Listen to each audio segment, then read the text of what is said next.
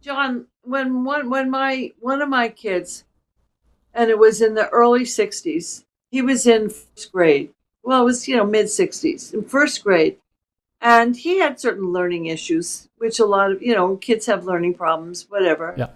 And the psychologist at that school brought me in, and she said something about children with minimal brain damage. That's how they labeled it in those days, minimal Oh, brain damage. Well, I started crying. I was so upset, and it's they didn't really understand the fact that some kids took them a little longer and they needed they had certain learning disabilities, and once you understood what it was, they were right back on track with everybody else.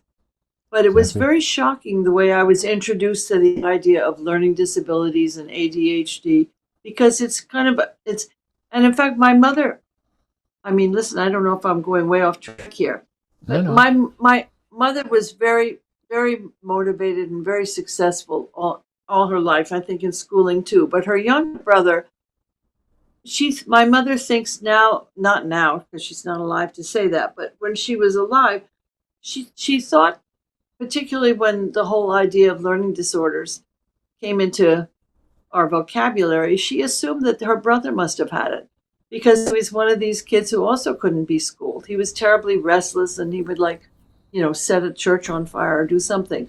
But it's something that's become more now. It's now these labels are very popular and people know what they mean, and kids get diagnosed very early and they get treated very early, and it's not such a difficulty.